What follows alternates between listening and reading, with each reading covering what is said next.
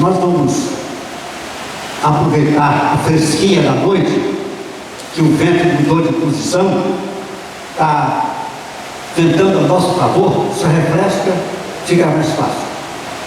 Alguns irmãos me fizeram algumas perguntas hoje, depois do almoço, perguntas que serão respondidas agora, por coincidência, curiosidade deles. E eu disse: olha, espera, porque isso aí está no programa da noite. Perguntas sérias, muito boas, e certamente vai despertar a atenção dos irmãos e o interesse dos irmãos. Muito bem. Primeiro banner, quatro.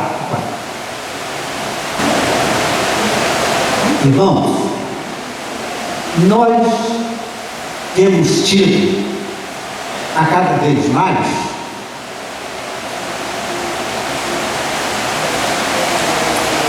um convite a pensarmos sobre os três poderes. E a gente fica pensando que isso aí foi inventado, por alguém que entendesse muito de política, de sociologia, etc. Não, irmãos, conversa fiada. Nada disso. Esse irmão aqui, ele tem em si três poderes. A irmã também. A irmã tem até quatro, para puxar o dele. Sabem por quê? Os poderes são o poder legislativo, o poder executivo e o poder judiciário, que a gente diz que são os poderes da República.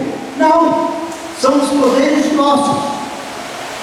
Cada um tem em si esses três poderes. Vamos definir. O poder legislativo é a nossa mente.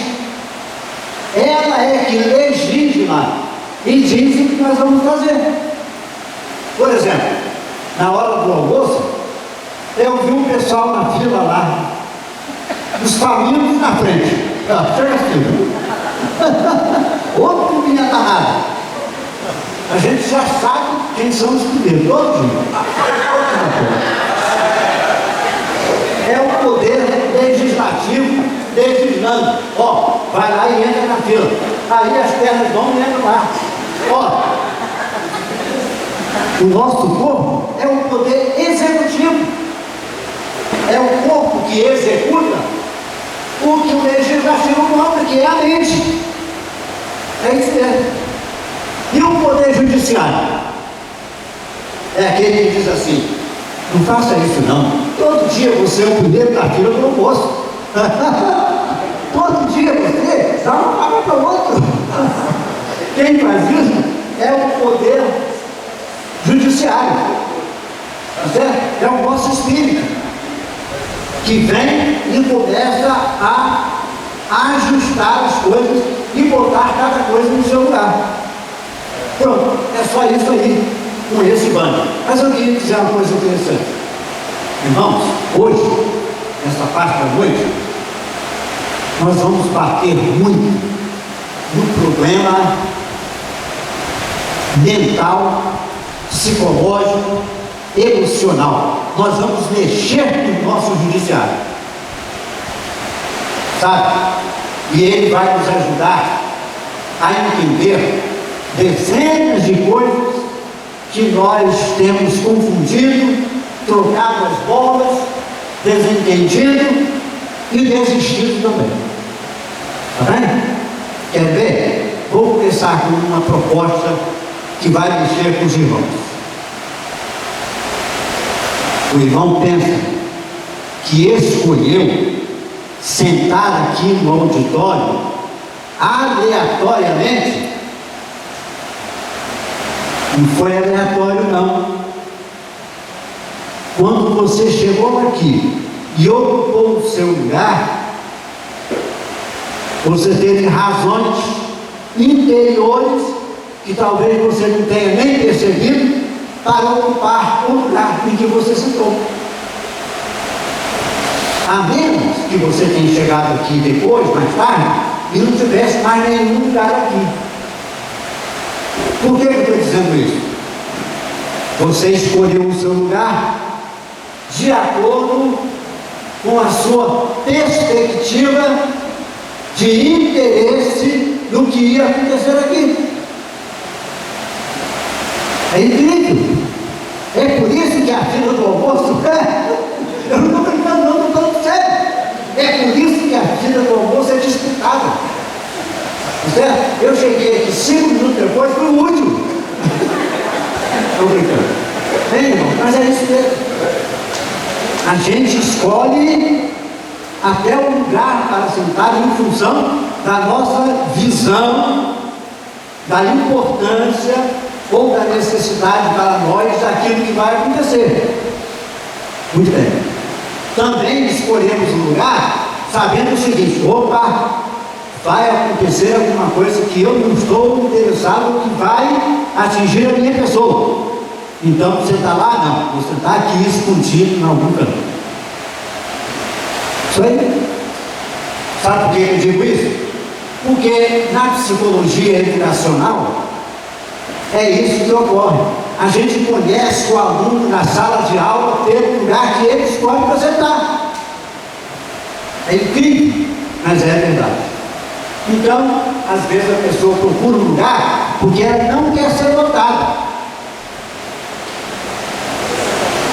Quer ficar misturada. Porque se fizer alguma pergunta, qualquer coisa, ele já sabe, escondido no lugar onde ele queria ficar. É incrível. Agora, aluno que senta na primeira carteira, aluno que senta na frente por escolha, é aquele alunozinho que quer participar, ele quer ser notado, porque ele tem algo a dizer. Ele é participativo. Então, parabéns aos irmãos que procuraram os primeiros lugares. Não é porque estivesse sobrando, não, é porque procuraram dele. Olha, eu estou brincando? Não, estou falando sério.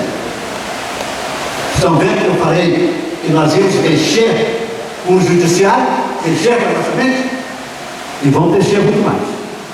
Lúcio, toca para mim. Os irmãos nem vão acreditar no que eu vou dizer.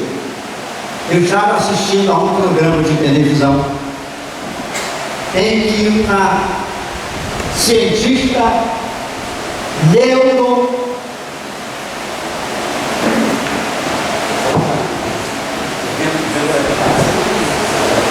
uma cientista neuropsiquiatra estava falando: irmãos, eu fiquei feliz da vida. De repente, ela fez indicação para o que ela ia falar exatamente aqui, na hierarquia das necessidades. E eu falei: que coisa boa! É um banner que está preparado para nós discutirmos com os irmãos em Vitória. Então, irmãos, ótimo! É porque ele é bom mesmo. Tem sorte. E os irmãos também.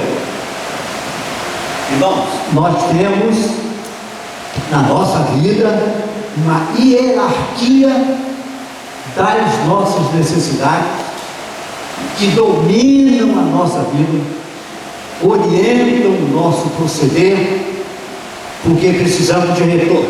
Por exemplo, vamos ter que partir de baixo para cima. Necessidades fisiológicas. Eu vou ter que ir outra vez. Necessidades fisiológicas. Olha a fila do almoço. A fila do almoço. Necessidade fisiológica. O estômago começou a reclamar: opa, vou lá entrar na fila, quero ser o primeiro. Isso, a gente corre atrás das necessidades fisiológicas, porque elas são relacionadas com o nosso corpo. E o corpo é exigente. Quando ele precisa de sono, não tem jeito. Esteja você onde estiver, você vai cochilar e vai acabar. É isso. Quando você está cansado, você não aceita nem entrar na fila do almoço, está cansado, você quer descansar dentro. E assim sucessivamente. Então, a primeira exigência na nossa hierarquia de necessidade são as nossas necessidades fisiológicas básicas. Elas fazem com que a gente haja e haja com urgência, com emergência. Muito bem. Depois vem a nossa necessidade de segurança.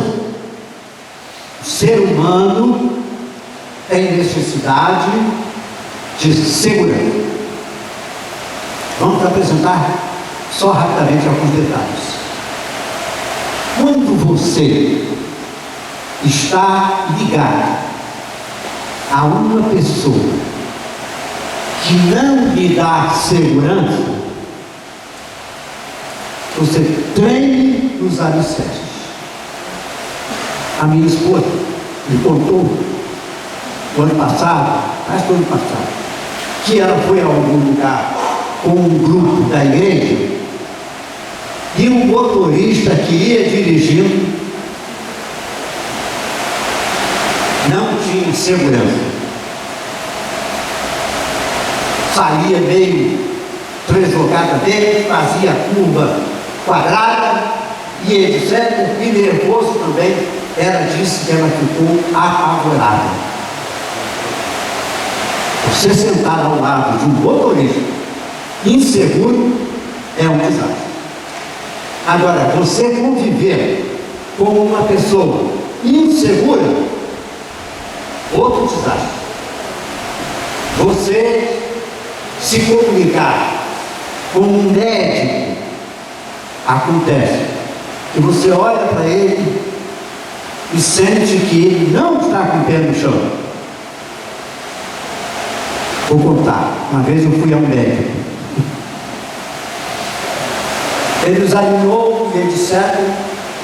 E falou o seguinte: olha, você toma esse remédio aqui. Se você não tiver melhor, a semana que vem você volta. Tá bem? Saí dali, irmãos, e fui para onde? Outro médico. Na hora. Cheguei lá no outro médico, falei para ele: doutor, acontece isso assim, tal, etc.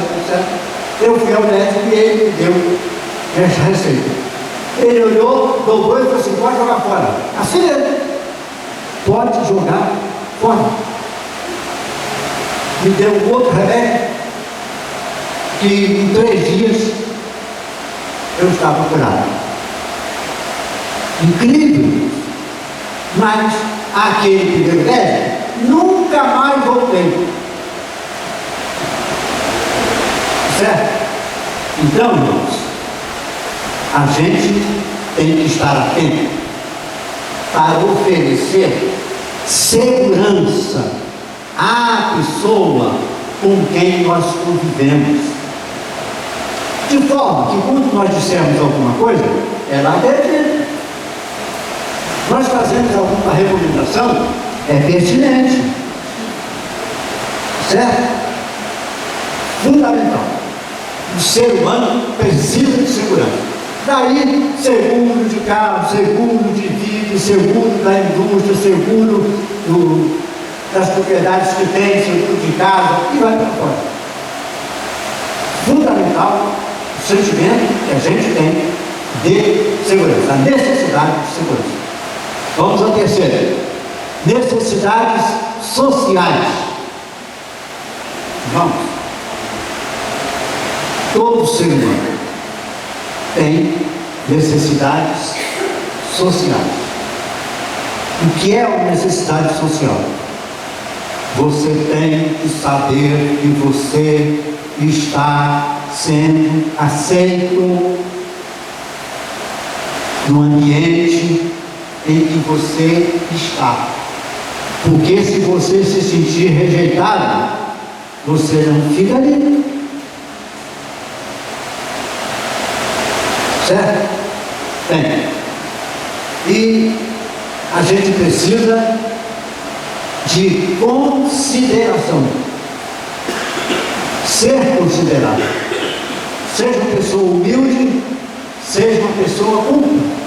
seja uma pessoa de poucos recursos ou seja uma pessoa de muitos recursos.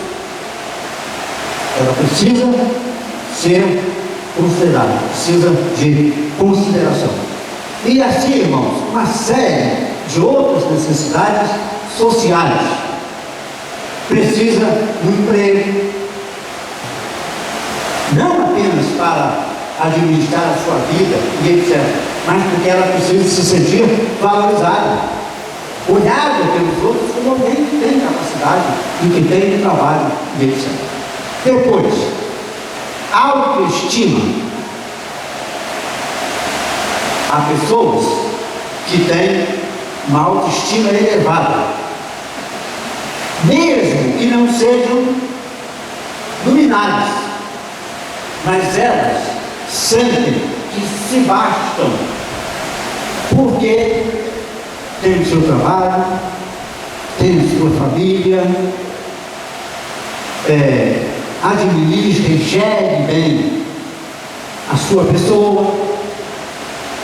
Bem, então ela sente, evidentemente, autoestima.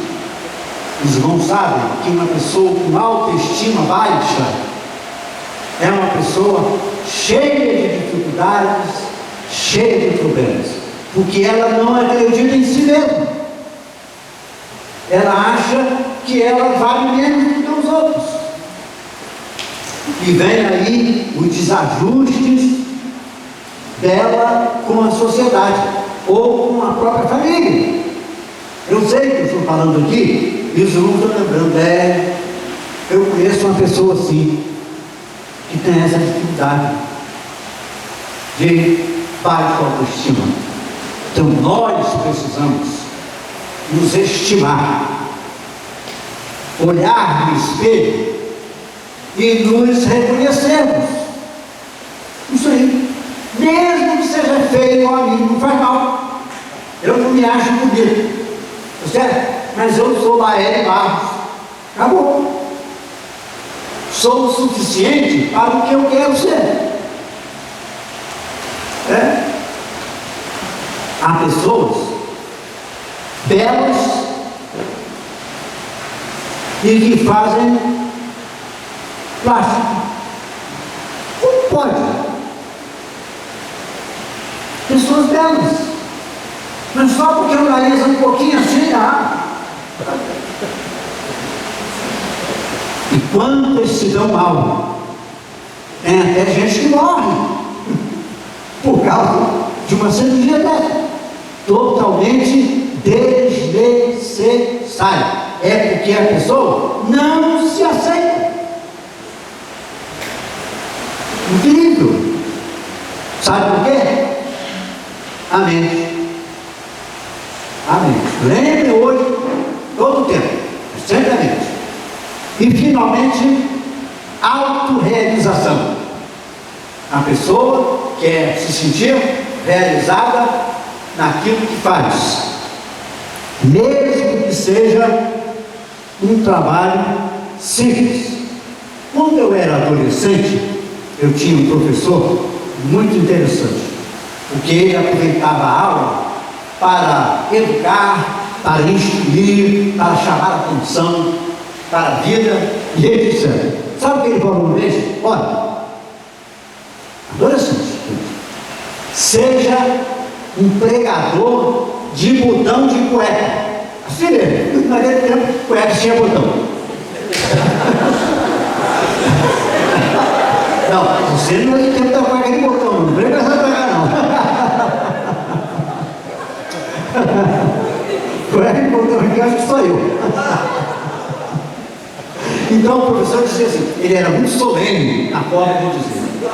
Ele era alto, simpático e tal. Quer dizer, seja um pregador de botão de cueca, mas que não haja ninguém que pregue o botão de cueca melhor do que você. É isso, irmão. É isso aí. É isto que é a autorrealização. Não é apenas você fazer, mas você fazer o melhor. É isto que realiza você. Agora, para isso, você tem que pagar um preço. Você tem que se preparar, você tem que gastar o seu tempo, as suas energias, você tem que pesquisar, você tem que perguntar, você tem que viajar, etc. Tudo bem? Tudo bem. Então vamos lá. Deixa eu dar mais um passo aqui. Irmãos, nós vamos entrar agora num assunto escorregadio. Então quem está descalço aí, cuidado, que pode escorregar. É o seguinte, nós vamos falar, irmãos, sobre o consciente e o inconsciente. Temos que entender isso, porque isso vai nos resolver uma série de obstáculos. Vamos lá. O que é o inconsciente? O inconsciente, ele é herança genética. Nós nascemos com ele. Geração do nosso pai e da nossa mãe. Aqueles 23 cromossomos que falamos de manhã. A nossa mente não vem com uma folha de papel em branco. Vem com gravações. É o nosso inconsciente. Agora, vou descrever para vocês como é o inconsciente. O inconsciente, ele é misterioso, ele é enigmático, ele é voluntarioso, tem vontade, isso. Ele é indomável, só coisa brava, né? Ele é indomável, ele é aético, ele não está preocupado se está certo ou está errado, ele quer estar realizado e estar bem. Então ele é aético, ele é também amoral, ele não fica julgando se uma coisa é moral ou se não é moral, não, ele não é totalmente imoral, ele é amoral, ele não tem julgamento sobre a moral. Depois, ele é livre como um cavalo selvagem. Isso é o inconsciente. Aí o irmão pensa assim, é por isso que eu estou penando tanto. É por isso que eu estou penando tanto. Esse inconsciente é um caso muito sério. Irmãos, é isso aí. Agora, irmãos, vamos ao consciente. O consciente, nós não nascemos com ele. Nós adquirimos ao nascer, com a nossa experiência, com o nosso contato com o mundo externo. E sabem como é que nós fazemos isso? Enchemos o nosso consciente através dos nossos sentidos. A visão, a audição, o paladar, o tato e o olfato. É isso aí, irmãos, é impressionante, mas essa é a verdade. Tudo que você conhece chegou ao seu conhecimento através de um desses sentidos. Tudo que você conhece. Muito bem. Então vamos lá. Se o inconsciente você tem é um cavalo selvagem, o que é que você precisa fazer? Fortalecer o consciente para que o consciente monte no inconsciente com a rédea na mão, pronto. Aí você leva o inconsciente para lá, leva o inconsciente para cá, faz ele sair a trote, faz ele parar, porque o seu consciente é forte, o seu consciente está habilitado, ele está preparado para vencer o seu inconsciente. Irmãos, Todo mundo deve estar pensando, nunca vi coisa tão clara. Porque se você deixar o inconsciente dominar você, ele vai levar você para onde ele quiser. Aí você comete as maiores atrocidades. Você é capaz de roubar, você é capaz de desejar o mal, você pode cometer um crime, você se corrompe, rouba, deseja a mulher do outro. Olha aí, outro inconsciente não.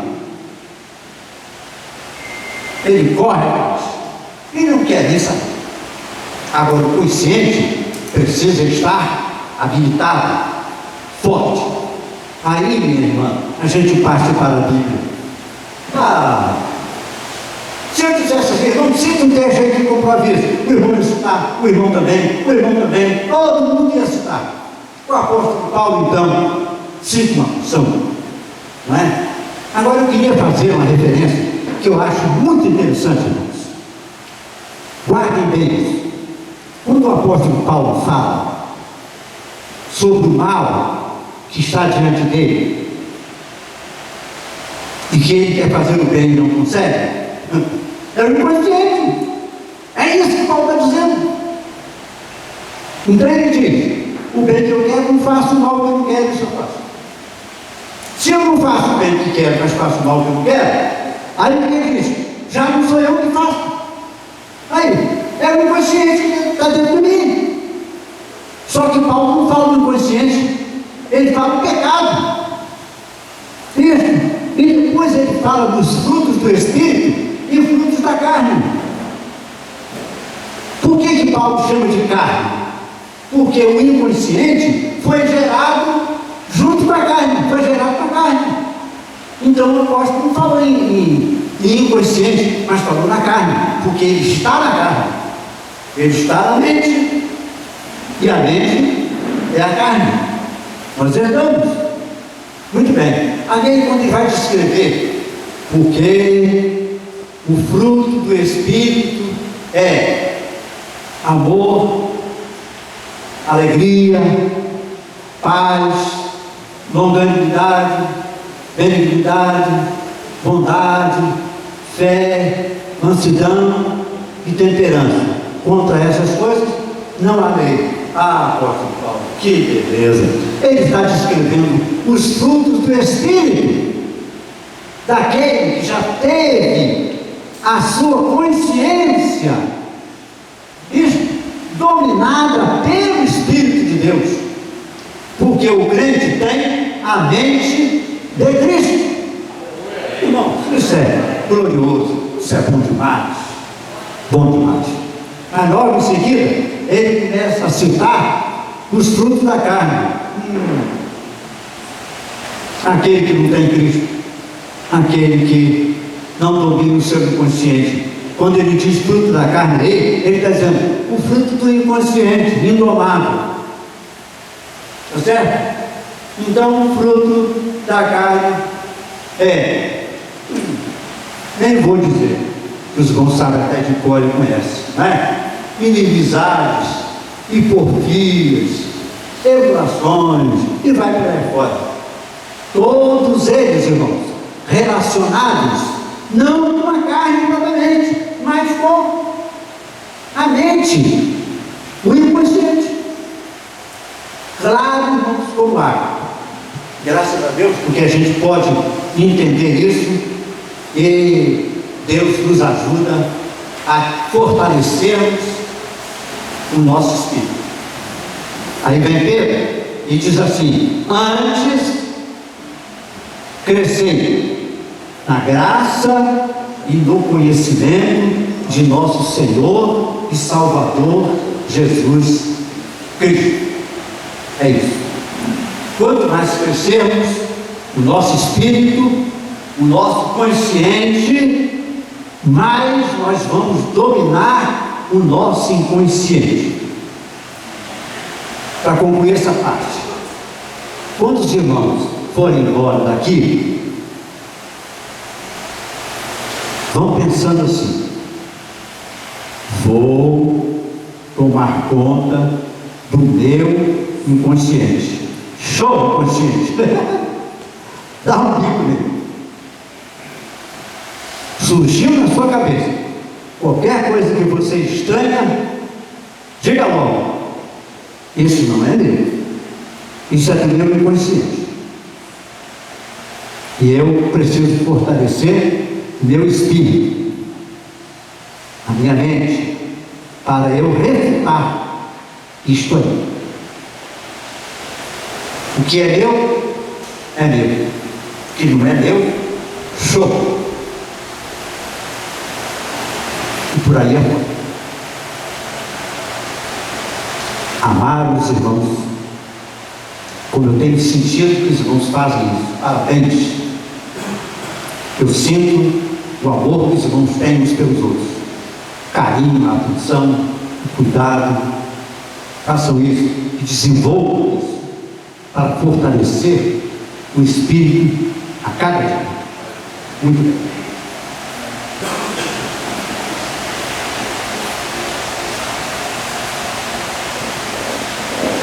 Os adolescentes, nós temos ali uma mesma palavra estereótipo, escrito de maneiras diferentes. Deem uma olhadinha e escolham a que o irmão ou a irmã agrada mais.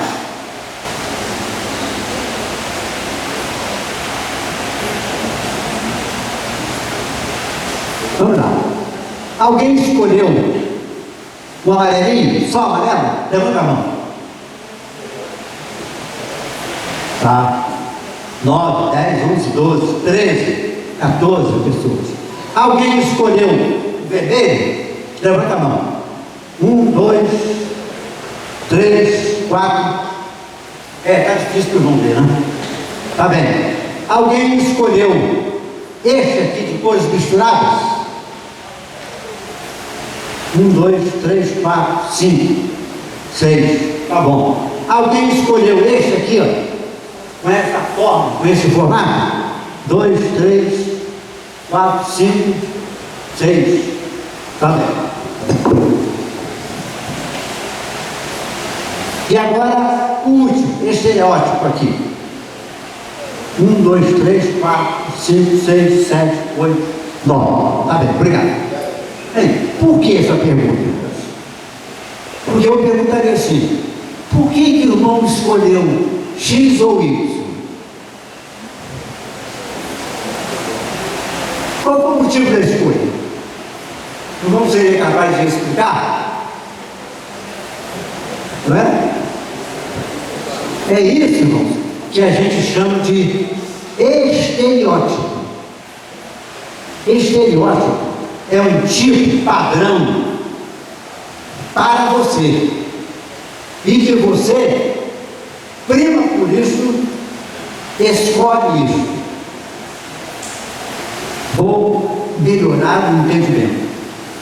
Você chega num lugar qualquer, há 20 pessoas. Muito bem. 5 minutos depois, você já escolheu 2 ou 3 que são o seu estereótipo. Irmãos, é incrível. Incrível.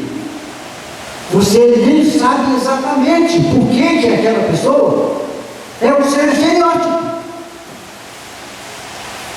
É uma coisa completamente subjetiva. Subjetiva. E assim, uma série de outros atributos e outras coisas. Por exemplo, vou apertar um pouco mais.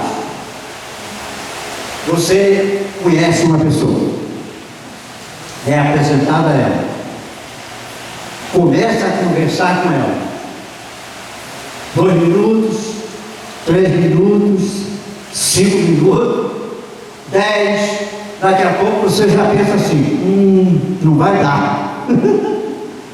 É mentira ou é verdade? É, irmãos. Não é que você tenha nada contra ela, mas ela às vezes tem um modo de pensar que não é o seu padrão, não é o seu estilo, não é aquilo que você gosta. E o que é que acontece com isso? Você toma posições definitivas às vezes. Você despreza a pessoa simplesmente porque alguma coisa dela não está dentro do seu estereótipo.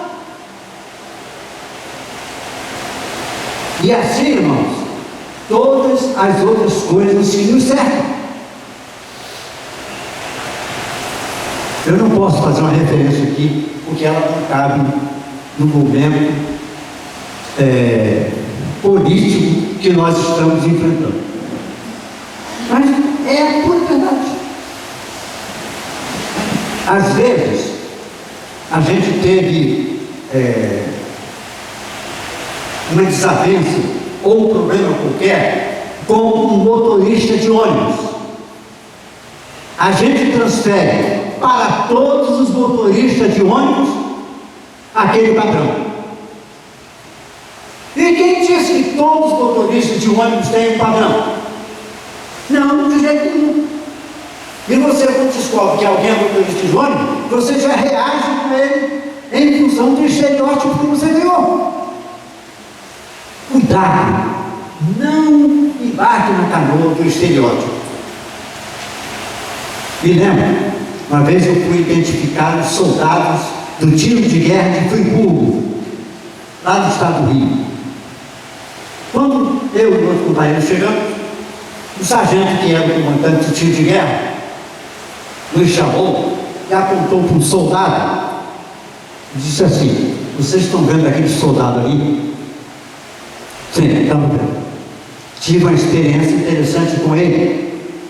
No dia da apresentação, ele chegou aqui, cabeludo, cabelo comprido, cá nas costas. Olha, isso não foi agora não, isso tem uns 30 anos passado. Naquela época não era muito comum o cabelo comprido para homem como é hoje. Muito bem. Então o sargento falou o seguinte: quando ele se apresentou aqui, disse: meu jovem, pode se retirar, vai cortar esse cabelo bom, não atendo você assim. Ele foi, cortou o cabelo e voltou. Foi incorporado e era soldado do tiro. Aí ele disse assim: olha, o melhor soldado do tiro de guerra é ele. Incrível. Agora, por que o sargento tomou essa posição? Porque naquela época não era comum o jovem de cabelo comprido. Era até assim, uma amostra de alguém que não estava com a cabeça muito lugar naquele tempo. Então, por isso ele tomou essa deliberação. Mas ele era o melhor, se tornou o melhor soldado do tiro de guerra. Então, num certo sentido, o sargento obedeceu a um estereótipo da época, que o camarada cabeludo, não é? Era um sem juízo. Houve tempo, não dá risada, não vou falar. Houve tempo que o camarada que usava barba, hoje em dia todo mundo tem barba, até comprei uma postiça da minha, mas não sai com ela. Porque agora é comigo que tem barba, está acabado. Todo mundo habituou. Mas no início, quando começou a aparecer, eu me lembro que o maestro do coral da primeira igreja batista de Niterói se aventurou a usar barba. Foi uma guerra. Ninguém queria aceitar a barba dele, porque não era comum. Um diretor de coral, naquela época, não podia ser barba, não podia ter barba, de jeito nenhum. Hoje em dia, é vergonha não ter barba. Eu, por exemplo, fico vergonhado. Então, irmãos, muito cuidado com o estereótipo. A gente cria. Então, por favor, não cria barreira contra ninguém. Deixa ver primeiro, para observar se o que você está vendo é exatamente aquilo. Senão, você estabeleceu um estereótipo. E isso é completamente inconveniente. Muito bem. O perigo de generalizar é muito grande. Cuidado, então. Agora, irmãos, vou fazer um comentário que é dentro do estereótipo também, mas muito interessante para os irmãos. Vou explicar. Há dois elementos chamados ânima feminino e ânimos masculino. E o que ocorre? O homem tem na ânima o seu protótipo. O protótipo feminino para o homem é a ânima. E o protótipo feminino, desculpa, o protótipo masculino para a mulher é o ânimos, terminado em US. Ânimos. Muito bem. O que é que ocorre? A filha, quando quer escolher o seu marido, o seu namorado, o seu marido, o seu esposo, ela se espelha na pessoa do pai, que é para ela um ânimos. Se ela tem um bom relacionamento com o pai, ela quer um parceiro, um marido, que seja parecido com o pai, seja o espelho do pai, porque o pai é um protótipo para ela. Isso é impressionante. E o que é que acontece com o homem? A ânima, a mãe, tá certo? É o protótipo para ele. Ele quer uma companheira, uma mulher igual a mãe dele. Quando a mãe é o protótipo para o filho. Isto aí parece simples, mas é bastante complicado. Bastante complicado. Eu vou falar que eles me permitam da minha família. Eu tinha 5 irmãos, aliás, 4 irmãos e uma irmã. Comigo, 6. Muito bem. O meu irmão mais velho, ele era o xodó da minha mãe, porque era o mais velho e porque ela tinha um desejo muito grande de que ele fosse pastor. Então, por isso, ele era o xodó da minha mãe. Muito bem. O segundo filho, segundo irmão nosso, Levi, o nome dele, o oposto. Levi era sábio, resolvia os seus problemas, não era super sensível e ele. Então, ele não precisava de uma mãe no casamento, porque ele era um tipo realizador independente. Ele precisava de uma mulher e não uma mãe. Já o meu irmão mais velho precisava de uma mãe. É isso. E o que é que aconteceu? Deu azar, não casou com uma mãe. Casou com uma mulher exatamente oposta. Exigente. E vai para ele fora. Gente boa. Mas, evidentemente, tinha a sua natureza herdada dos pais. E não tinha conseguido vencer. Certo? Bom, viveram toda a vida. Ele gostava da mulher dele como ninguém. Ele era pastor, tornou-se pastor. E a gente brincava com ele, dizendo que na pregação dele, ele falava meia hora sobre a mulher dele e 5 minutos sobre Jesus Cristo.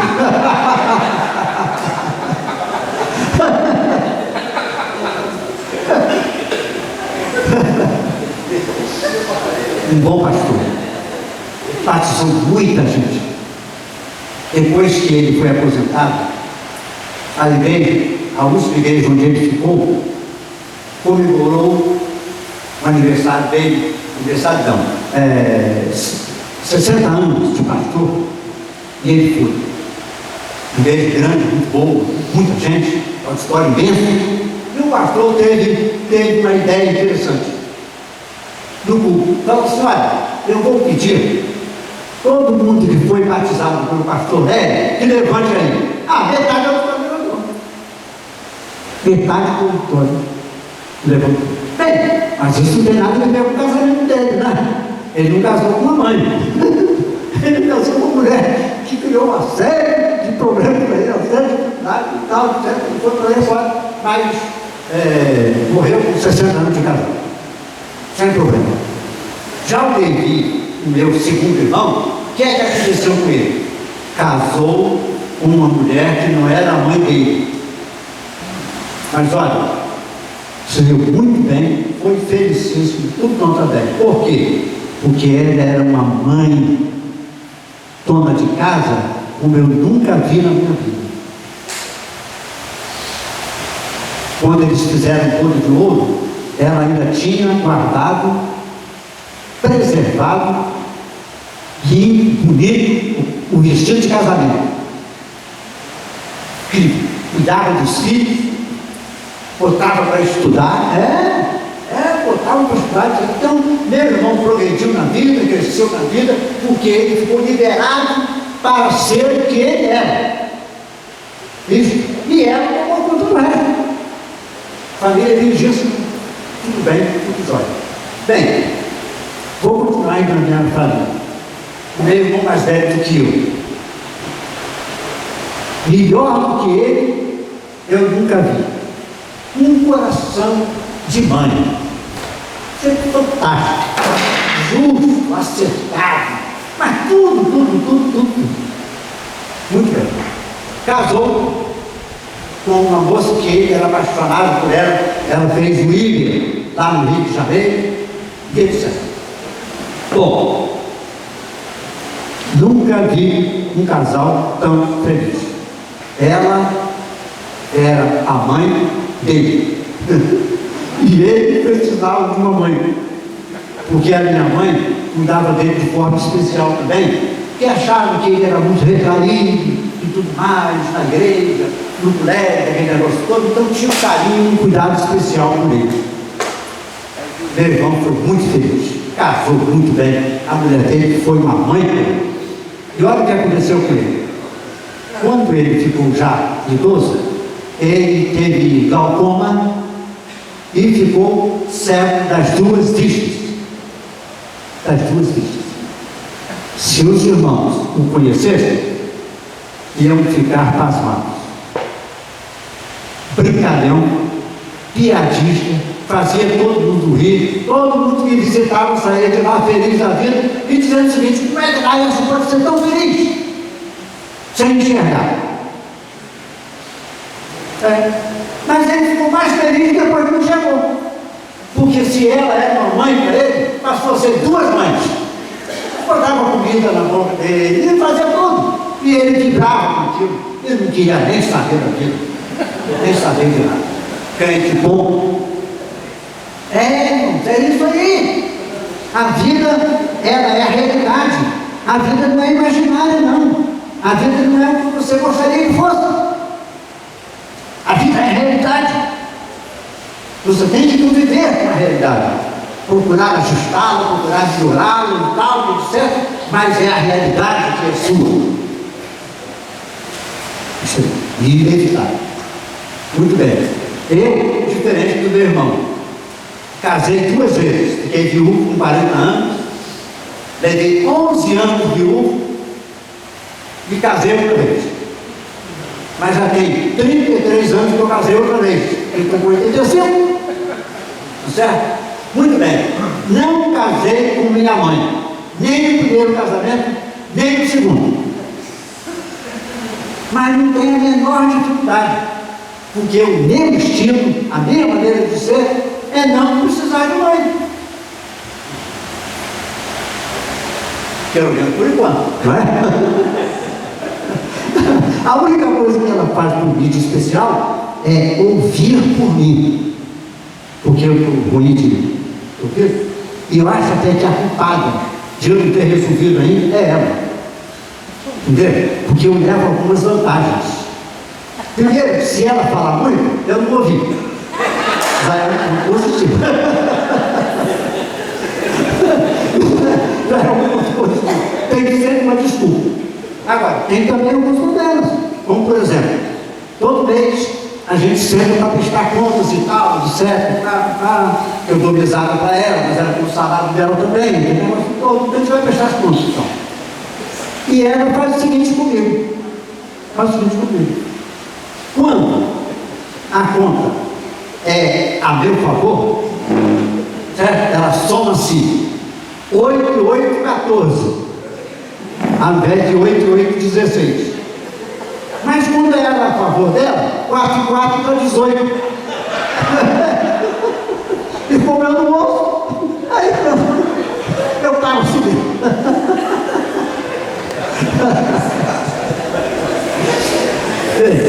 E afinal de contas, as coisas nunca são só ruins. Tem alguns pontos positivos. Por exemplo, lá em Barra de São João, eu fui contratar um pedreiro para fazer uma obra lá em casa e tal. Expliquei o que eu queria e tal, ele anotou tudo mais, etc. Depois eu perguntei para ele assim: quanto vai ficar? Ele falou assim: 5 mil reais. Mas como eu não entendi, eu falei assim: quanto? Ele falou: 4.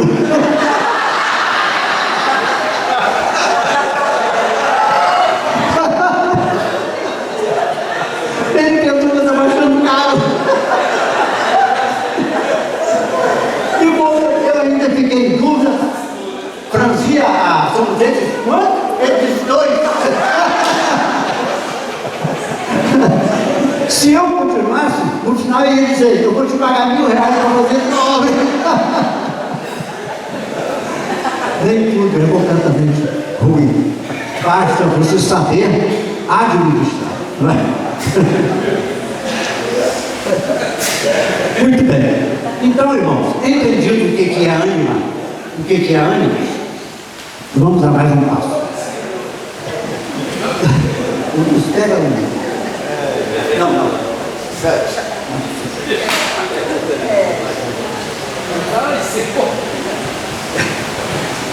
O Lúcio vai mostrar para os irmãos. Vem cá.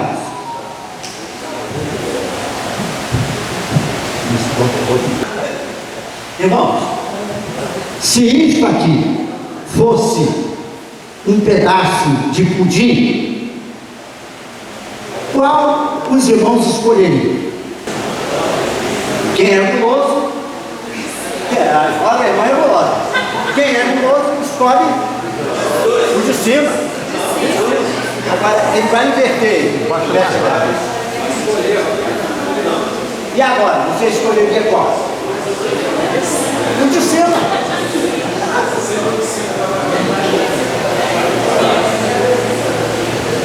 Estão vendo, irmão? Eles são iguais para o Olha, eles são absolutamente iguais. Obrigado, Lúcio. Obrigado. Viram, irmãos? Como se chama isso aí? Ilusão de ótica. Isso. Ilusão de ótica. São exatamente do mesmo tamanho. Agora, irmãos, como a ilusão de ótica? Vou explicar. Nós não vemos com os olhos. Vou repetir. Nós não vemos com os olhos. Nós vemos através dos olhos. Nós vemos com a mente, não com os olhos. Nós vemos através dos olhos. E outra coisa, quando nós vemos, como a luz só caminha em linha reta, certo? Ó, a cabeça do irmão, quando entra nos meus olhos, a cabeça está no alto, entra para a parte de baixo. Os pés dele caminha em linha reta e vem para a parte de cima do meu olho. O cérebro faz o quê? Decodifica. É o cérebro que muda a posição. Na verdade, eu estou vendo todos vocês de cabeça para baixo. Mas o cérebro decodifica. Então, nós não vemos com os olhos, nós vemos através dos olhos. Então vamos lá. O que é ilusão de ótica? São os olhos enganando a mente. É isso mesmo. Os olhos enganam a mente. Isso nos traz uma lição fantástica. Não vá na onda de tudo que você vê, não. Porque pode ser uma ilusão de ótica. Pode ser. Você tem que questionar. Você tem que analisar. Você tem que duvidar. Porque foi o que Descartes fez, aquele filósofo francês. Aquele que disse assim: penso, logo existo. Ele levantou a tese de que a gente deve duvidar de tudo. Tudo. Porque quando você duvida, você vai levantar a realidade. Se você aceita de pronto, opa, pode ser uma ilusão de ódio. Então, irmãos, nada de julgamento apressado. Examina, verifica, vai ver se é verdade, questiona até o último fundo, porque só assim a gente terá segurança de que o que a gente pensa, do que a gente almeja, do que a gente quer e do que a gente está dizendo é verdade.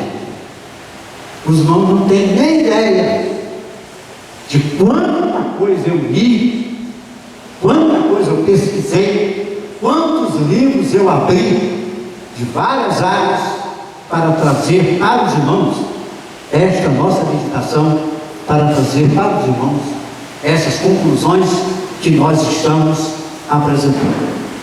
Submeti todas elas ao crivo da dúvida, para ver se era verdade, para que eu dissesse para os irmãos aquilo que realmente, em que eu penso. Muito bem.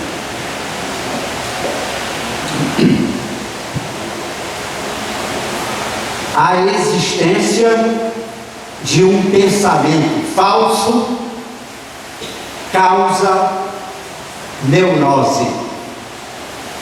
Estamos num mundo neurótico por causa dos pensamentos falsos, por causa das ideias falsas. Querem ver uma coisa interessante? Você vai lá para o interior do Brasil, lá para o Nordeste, lá para o Norte, interior, bem interior, e chega lá, você pega 2 ou 3 cidadãos lá do interior e diga para ele o seguinte: meu amigo, para o senhor a terra gira em torno do sol ou o sol gira em torno da terra? Provavelmente ele vai dizer assim: olha, eu acho que a terra gira em torno do sol, porque eu ouço as pessoas dizerem isso, que a terra gira em torno do sol. Então você faz o seguinte: olha, então vem cá, pega o camarada, ou os 2 ou 3 que eu assim, olhem o sol. Olha lá. Olha lá. Muito bem. Vamos lá. Senta aqui na varanda. Fica ali, toma um café e tal. Agora você olha o sol. Está aqui. Ué, ele não estava lá? Então, aí ele diz: então o sol caminhou, ó, O sol caminhou para cá. E outra coisa, ele nasceu lá. Nasceu. Mas quem nasceu lá? O sol. Ah, então o sol nasceu lá. Depois estava aqui, agora está aqui. E logo mais de tarde ele estará. Lá. Então o sol caminhou isso aqui. Como é que você diz que a Terra é que gira em torno do sol? É o sol que gira em torno da Terra. E agora? O caipira lá vai dizer, realmente falavam isso, mas eu agora cheguei à conclusão que não pode. Porque amanhã ele vai nascer lá outra vez. Nasce lá e morre aqui. Quem nasce e quem morre é o sol. Nós não temos nada com isso. E agora? É isso aí. É isso que às vezes acontece conosco. Isso.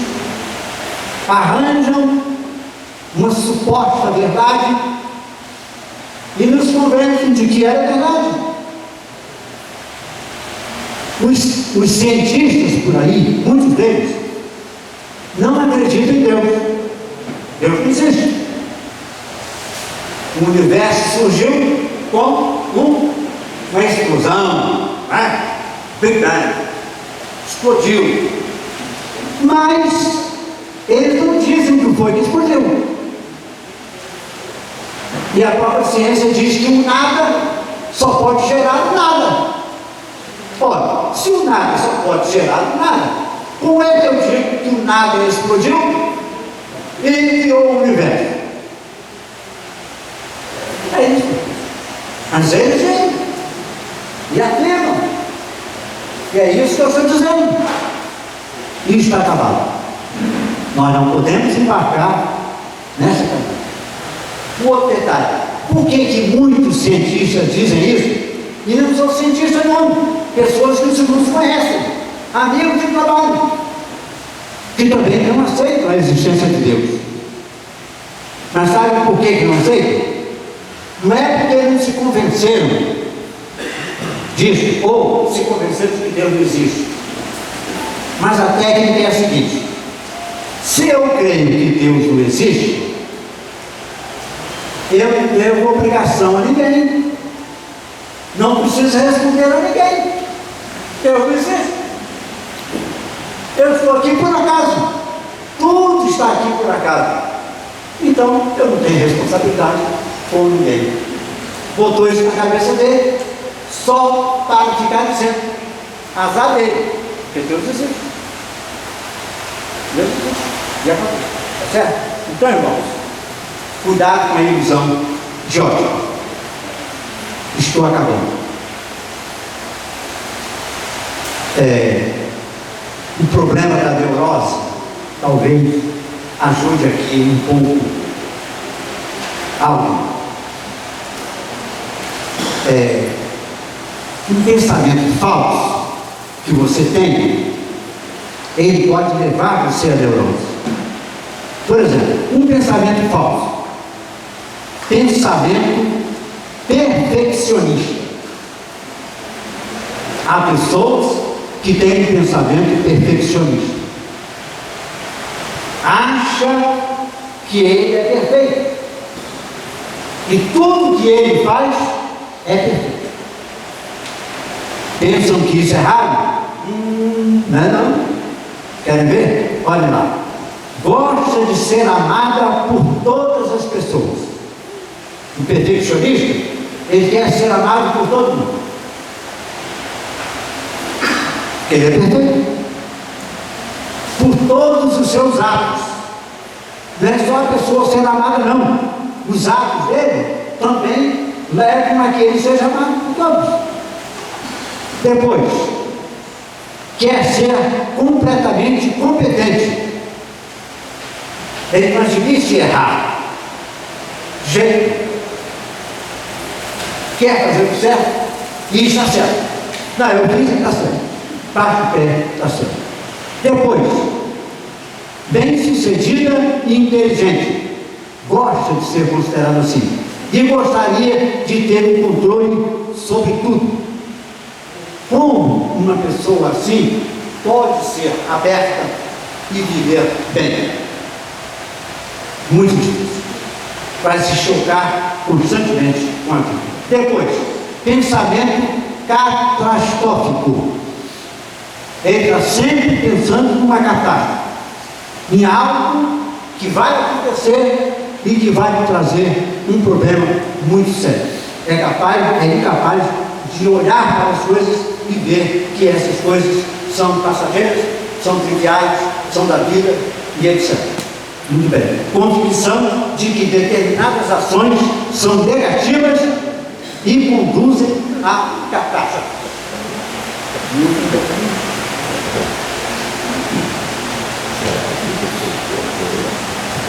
Pensamento de autodepreciação.